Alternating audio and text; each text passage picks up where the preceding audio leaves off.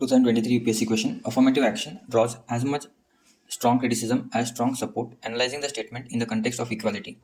To answer this question, you have to know two things. First is affirmative action. Now, what is affirmative action? Affirmative action refers to policies designed to promote opportunities for historically disadvantaged groups. These policies aim to address past discrimination and ensure fair representation in areas like education, employment, and governance. Now, why does affirmative actions have both strong support and criticism? Support because some believe it helps to achieve social justice by giving disadvantaged group equal opportunities, while some criticize it because some believe that it creates reverse discrimination, compromise meritocracy, and extends beyond its necessity. Okay. Now this question is asking us to evaluate affirmative action by considering different types of equality. Now, what are two different types of equality? First is formal equality, that is treating everyone same regardless of background, that is equality of opportunity. Affirmative action violates this principle. Now, substantive equality, equality of outcome, recognizing historical disadvantage and providing special support to the level playing field. Affirmative action helps achieve this, and Aristotle talks about substantive equality. You know, then so answer goes like this: affirmative action policies designed to promote equality by providing preferential treatment to historically marginalized groups in areas such as education, employment, and governance. While these policies aim to correct systematic injustice, they have sparked both support and strong criticism. Now, John Rawls supported affirmative action through his differential principles, where he says that social and economic inequalities are justifiable only if they are benefit the least advantage. Now, Rawls also argue that merely ensuring equal opportunity is insufficient without compensating for existing disparities. Conversely, Robert Nozick, a libertarian, who criticized it, saying that affirmative action interfere with what redistributive policies, and also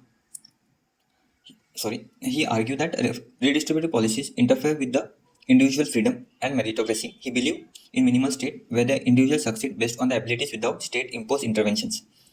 As we said earlier, Aristotle was the one who talks about distributive justice, and he supports the idea that those who have been historically marginalized shall be supported. Now, proponents that argue affirmative action is necessary for correcting the historical injustice like colonialism, caste discrimination, and racial segregation. All we know, Dr. Babasaheb Ambedkar, who advocated for reservation to uplift scheduled castes and scheduled tribes, arguing that formal equality alone cannot undo centuries of oppressions. Similarly, Martin Luther King Jr. highlighted systematic racism in USA, emphasizing that without affirmative action, marginalized groups will continue to suffer economic and social disadvantage. Amartya Sen also supported affirmative action. He says that diversity enhances decision making and social progress. Sen believed that the policies fostering representation improve governance and productivity. While Thomas Sowell challenges this view, suggesting that affirmative actions sometimes leads to what mismatch effect, where beneficiaries struggle in highly competitive environment, ultimately harming their progress, and it leads to inefficiency in the society. Inefficiency in society. He had done the research in Indonesia. On the other hand, the critics argue that affirmative action is trying to correct past injustice and create new inequalities.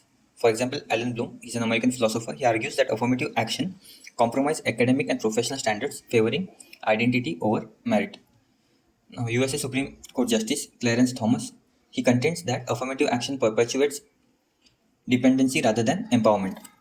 Similar views are held by Garnar Merald. He says that temporary measures often becomes permanent, which leads to entitlement, fostering resentment and dependency.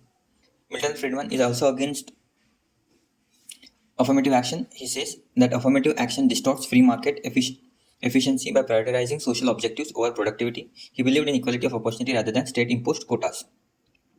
Now, Indian thinker Sukumar Mukherjee questions the caste-based reservation, suggesting a shift towards economic-based affirmative action to prevent the exclusion of disadvantaged individuals from non-reserved categories. Now, we have seen both supporting arguments also and against argument also. Okay, now conclusion is affirmative action is both a tool for social justice and subject of controversy. While it helps to correct the deep-rooted inequalities, it also raised concerns about fairness and efficiency. As scholars suggest, a challenge lies in what ensuring that affirmative action remains a temporary and evolving mechanism that promotes genuine equality without compromising meritocracy. The ideal approach is one that adapts to the changing societal needs, focusing on economic and education empowerment rather than identity-based performance. Okay, that's it.